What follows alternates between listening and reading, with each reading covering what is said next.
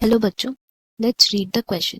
तो इस क्वेश्चन में हमें करेक्ट ऑप्शन फाइंड आउट करने बोला गया है for the diagram that is given to us, and उसमें जो लेबल किए हुए हैं उसका करेक्ट ऑप्शन हमें फाइंड आउट करना है। तो अगर ये डायग्राम के बारे में बात करें, then this diagram is related to nephron, so इसीलिए हमारा की कॉन्सेप्ट भी हो जाएगा नेफ्रॉन। फर्दर अगर हम लोग नेफ्रॉन को बोलेंगे तो फर्स्ट ऑफ ऑल हम लोग को ये जान लेना है कि it is called the functional unit of kidney, and as we all know, kidney helps to remove all the waste from our body and also from the blood. So nephron, being a microscopic structural functional unit of kidney, ये filter out करता है blood को and remove waste, जैसे कि अभी हम लोग बोले थे। and nephron को हम लोग 2 parts में divide कर सकते हैं, और ये दोनों parts क्या है? First is known as the renal corpuscle and दूसरा पार्ट है रीनल टिब्यूल। तो अगर हम लोग बात करते हैं रीनल कॉर्पुसल की, देन रीनल कॉर्पुसल, उसके अंडर आते हैं Bowman's capsule which is a cup shaped structure. इस डायग्राम में अगर हम लोग देखेंगे तो येलो कप शेप्ड स्ट्रक्चर जो है which is number 3, it is called Bowman's capsule. And अगर हम लोग बात करते हैं ग्लोमेरुलस की, then it is mentioned as 2, so we will write here glomerulus. It is the another structure which is present under the renal corpuscle, and दोनों के functions भी अगर हम लोग यहाँ पे लिख देते हैं कि ये कप शेप्ड है, कप लाइक, एंड ये है टफ्ट ऑफ कैपिलरीज। दोनों का काम होता है अल्ट्रा फिल्टरेशन का of the waste from the blood. Now renal tubule के बारे अगर हम लोग बात करते हैं, देन रीनल टिब्यूल में proximal convoluted tubule, Henle's loop, distal convoluted tubule और collecting duct, that is renal tubule के अंदर सारे ट्यूब लाइक स्ट्रक्चर्स आएंगे।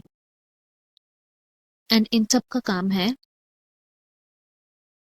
To remove extra water, and जब कभी भी वाटर का कमी हो जाता है तो it also leads to water reabsorption in some cases, to reabsorb all the minerals, to balance pH, electrolytes in our body। ये सारा जो मेंटेन होता है वो मेंटेन होता है because of this renal tubule. तो ये वह हमारा दोनों पार्ट्स का नेफ्रॉन का। नाउ अगर हम लोग नेफ्रॉन की स्ट्रक्चर के बारे में बात करें according to the diagram that is given to us, तो the one that is mentioned as number 1 is afferent arteriole. अब एफरेंट आर्ट्रियोल को हम लोग बोल सकते हैं it is the artery which brings the oxygenated blood to the nephron, and 2 जो है वो हमारा ग्लोमेरुलस है जहाँ पे वो ब्लड आता है फिल्टर आउट होने के लिए, एंड फिल्टर्ड ब्लड फिर नंबर 8 से रिलीज होता है, तो नंबर 8 है इफरेंट आर्ट्रियोल। ओवरऑल हम लोग बोल सकते हैं कि ग्लोमेरुलस जो है वो 2 आर्ट्रियोल के बीच में प्रेजेंट रहता है, दैट इज द वाई इसको हम लोग यूनिक स्ट्रक्चर भी बोलते हैं। एंड यही ग्लोमेरुलस में सारा फिल्टरेशन का प्रोसेस होता है।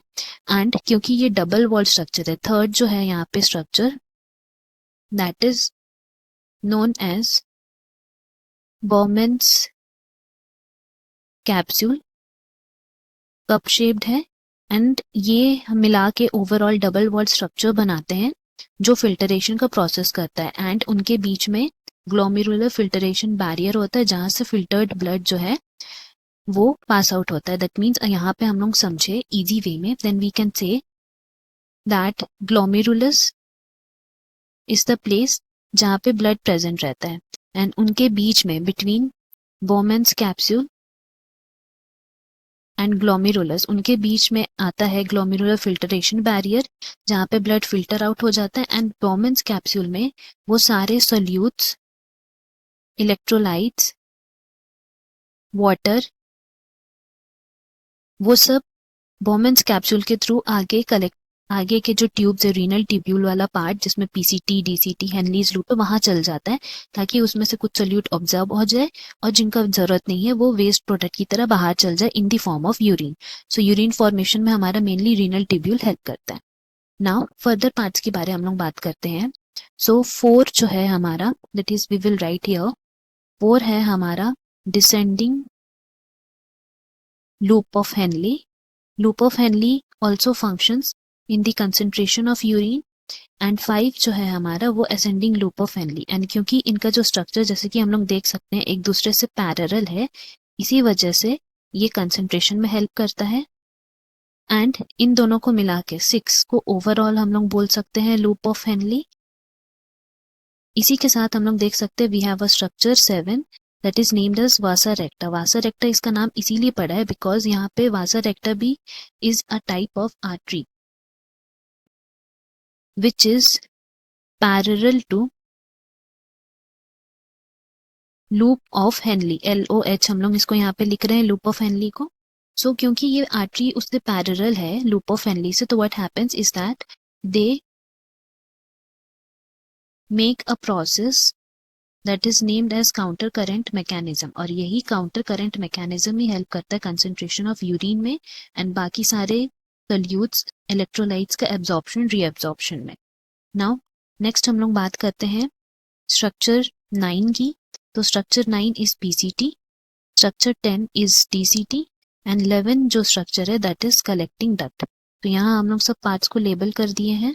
एंड नाउ अगर हम लोग बात करते हैं यहाँ पे जो ऑप्शंस दिए गए हैं तो अकॉर्डिंग टू द लेबल जो हम लोग किए हैं यहाँ करेक्ट ऑप्शन हमारा ए हो जाएगा बिकॉज बाकी ऑप्शंस में इनकरेक्टली सब बाकी सबको नेम किया गया। लाइक ऑप्शन बी की बात करें तो उसमें इनकरेक्ट लेबल 11 है that is distal convoluted tube जहाँ पे कलेक्टिंग डक्ट होना चाहिए। ऑप्शन सी के बारे में बात करें तो वहां पे इनकरेक्ट लेबल जो है